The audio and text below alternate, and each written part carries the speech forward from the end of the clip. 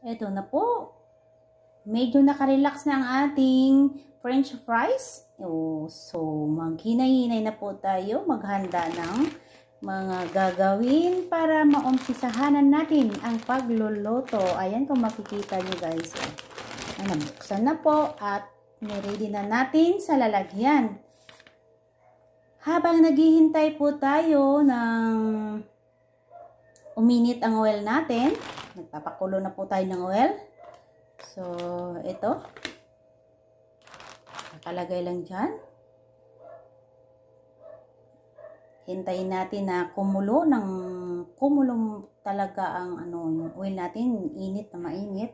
Bago natin umpisahan ang paglunod ng ating fries. Ayan, guys. Konting paghihintay lang at atin na po itong ilunod sa kaldero.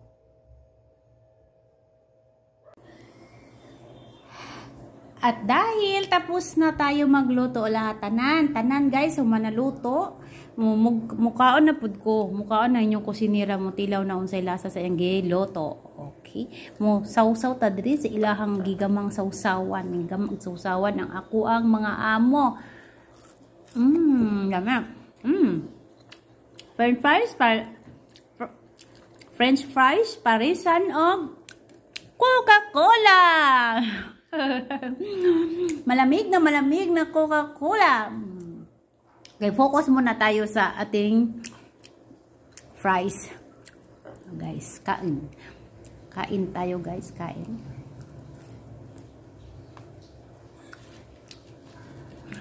Ano unta to eh? Naadyo unta to siya cheese powder. Anja, ang among cheese powder mura mag-expire na to siya. Di na mo gamiton kayo dyan. Hindi mabusog mi sa amon fries niya. Doubt noon mi.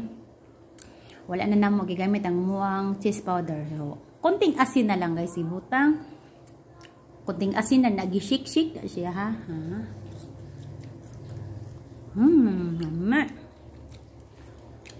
Okay. At tungod gutom na pud ko, kakauno na pud ko. Magbabay sa ko o magpasalamat sa mga nagtanaw diha sa kuang premiere. Daghang salamat guys. Okay? Kainan na.